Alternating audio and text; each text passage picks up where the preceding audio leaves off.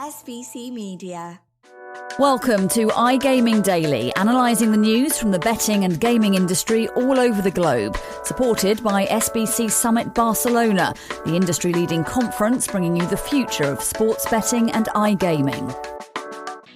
SBC Summit Barcelona is where you can experience the global industry coverage under one roof. Expect an industry-leading conference agenda covering all verticals across 7 stages, a huge trade show floor filled with over 3,000 exhibitors, and luxury networking events at premium venues in one of Europe's coolest cities.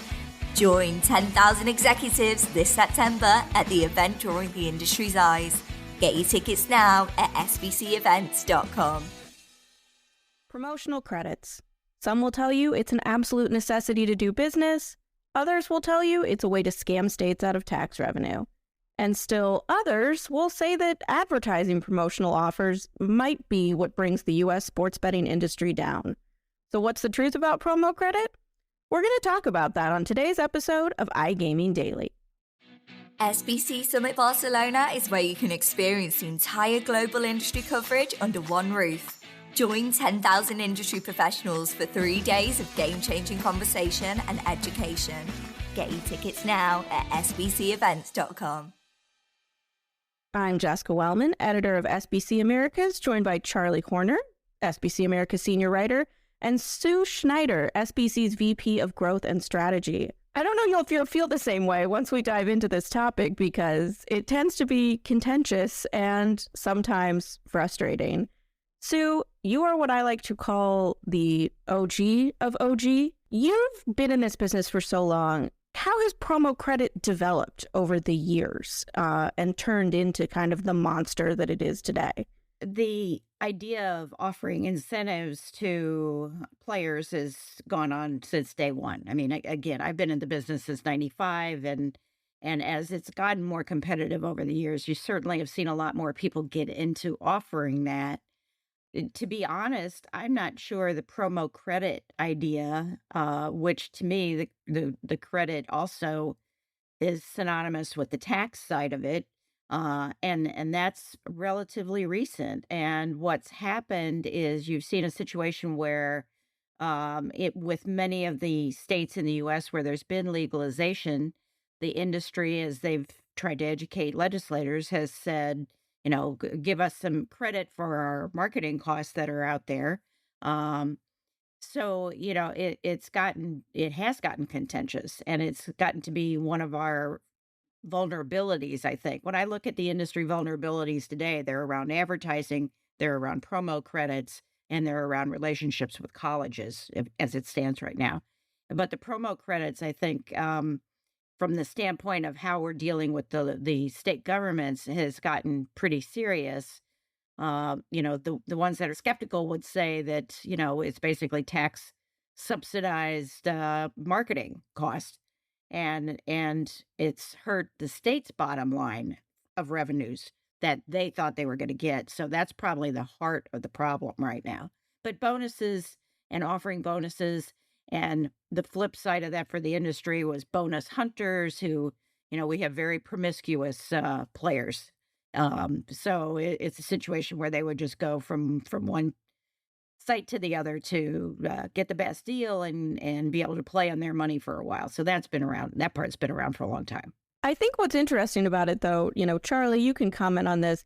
What does the promotional offers in the U.S. look like compared to the U.K.?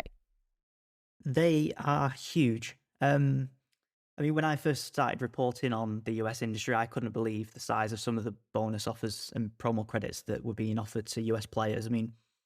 Here, if you see a sign-up offer of around £25, you probably think that's quite a good deal. So to see some offers in the thousands of dollars is just mind-blowing from a UK perspective.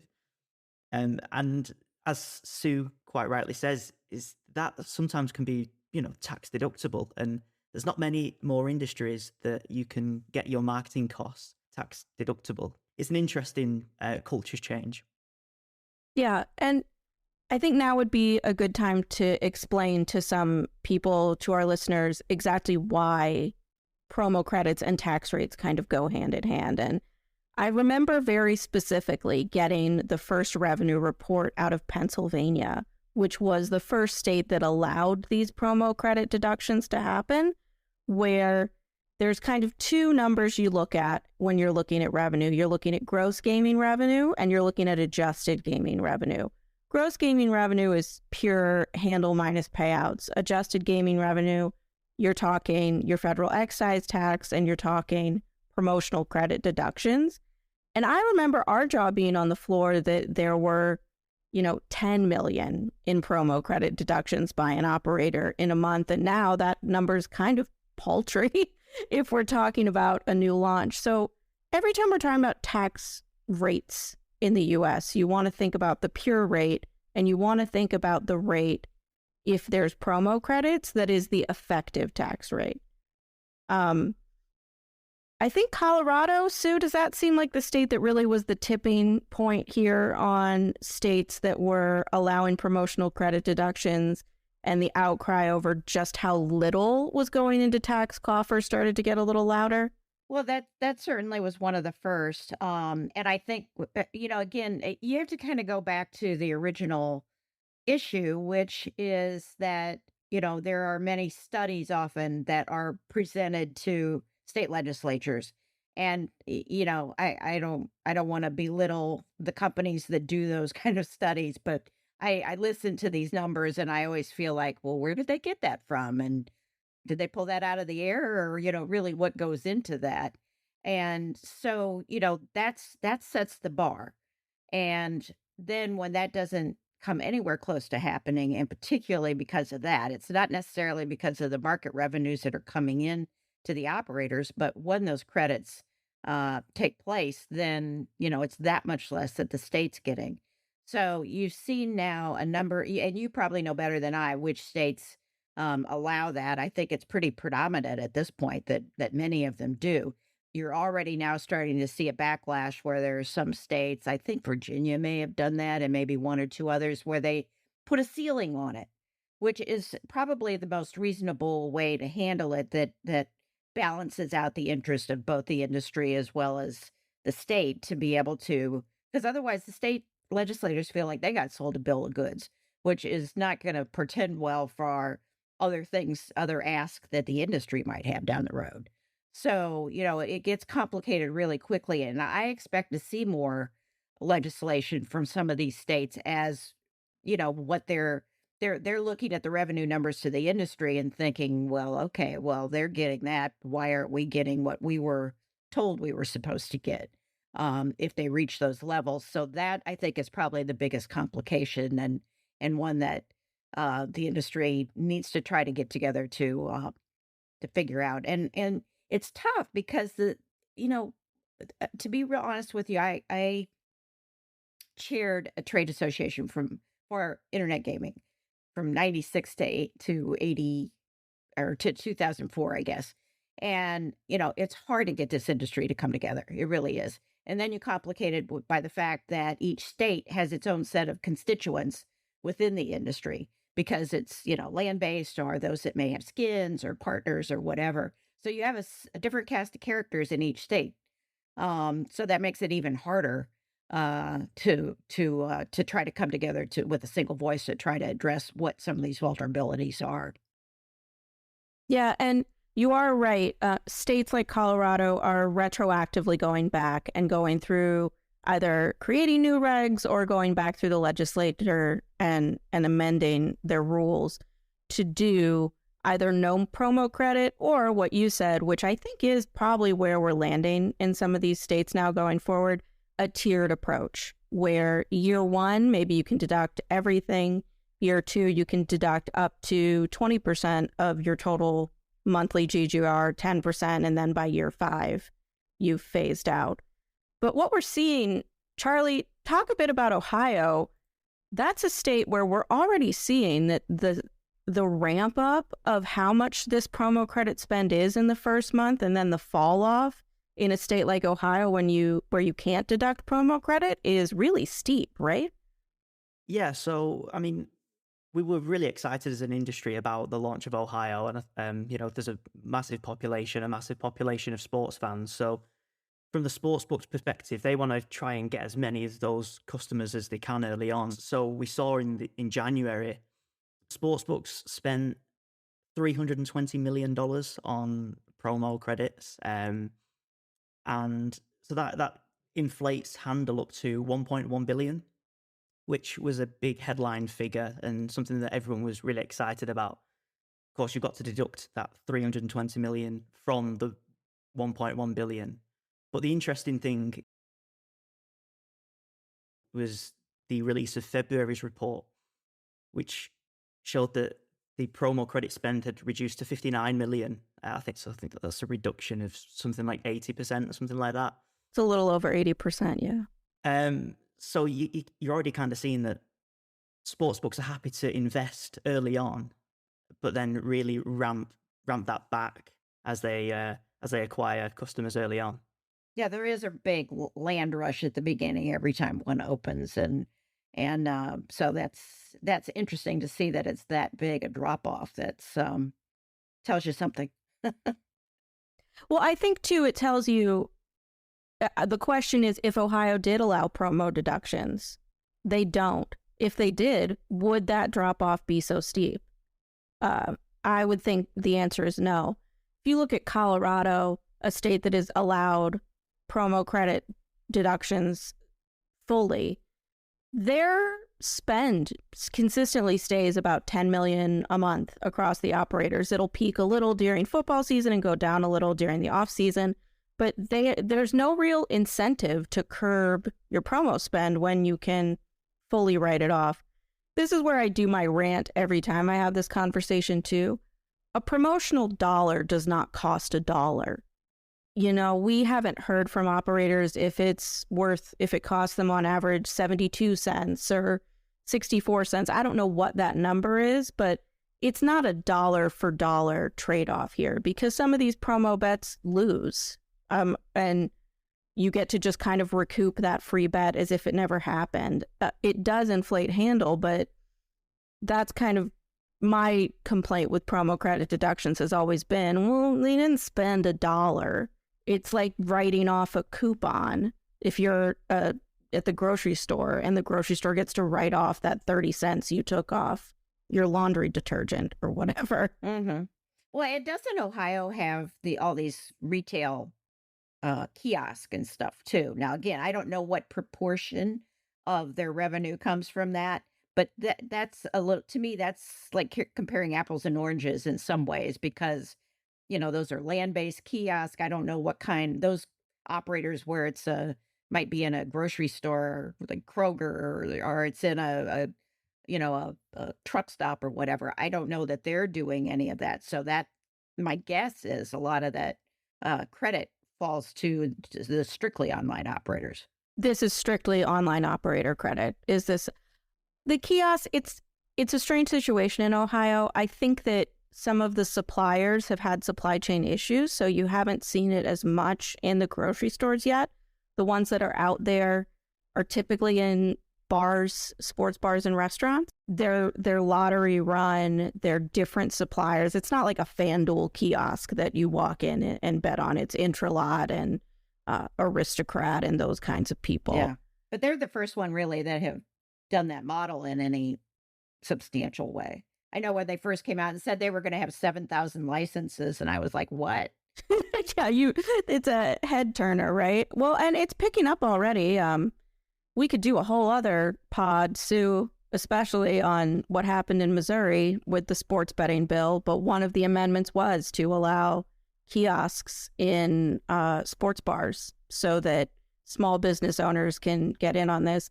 I don't know if the continued performance of Ohio is going to tell us that this is not really the profit machine that you think it is, although I think the argument for that and VLTs is that to these small business owners, if you're making an additional $20,000 a year, that's actually huge. Well, and a lot of that goes back to the power of the state lottery, too, since in many cases they probably will be running those. So yeah, I think that the other piece of this, certainly the tax piece of this, is something that has drawn a lot of criticism. It was in the lobbying piece of New York Times criticism of the state. And I think in hindsight, optically, it does feel a little like in Colorado in particular, lawmakers probably felt the wool pulled over their eyes. It optically doesn't help the industry that typically these tax revenues go to things like, in Colorado, water conservation, in lots of states, educational efforts. So presenting that states lost out on X million of dollars to help children because sports books were giving out bonus dollars and writing them off tax-wise, not the best look you'll ever see. But the other thing that's a bad look is promo credits and risk-free bets in advertising. We've seen Ohio, Massachusetts, Ontario are all doing different levels of prohibitions on this. How do we think these efforts are going? Charlie, how have things gone in terms of limiting how we're promoting these credit offers in advertising? Well, I think we're starting to see the industry open their arms to this kind of prohibition. I know we've seen a lot of operators recently say that they are just voluntarily going to say that they're going to remove risk-free from their advertising.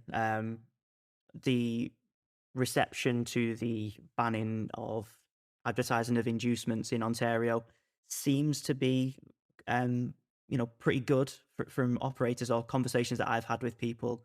So I think it's something that operators as kind of, they know what's coming. They can see the bad press. They can see that people aren't necessarily reacting too well. So I think they're just adjusting accordingly. I will push back on this a little bit, though. I get that we're not saying risk-free anymore. What we're doing instead is somebody pulled out a thesaurus and has now said, well, instead of calling it a risk-free bet, we're going to call it a bonus wager. Congratulations, industry. We fixed it. And that feels materially stupid. To me, I can't think of a better word for it. Sue, you're nodding. Do you have thoughts on how the industry has been handling their advertising, especially around promo offers? This is one of those things that, if you look at this is where we should learn from around the world. Absolutely. Americans tend to be pretty insular and don't necessarily learn lessons from elsewhere. But this has been a longstanding pet peeve of mine is the advertising side of things.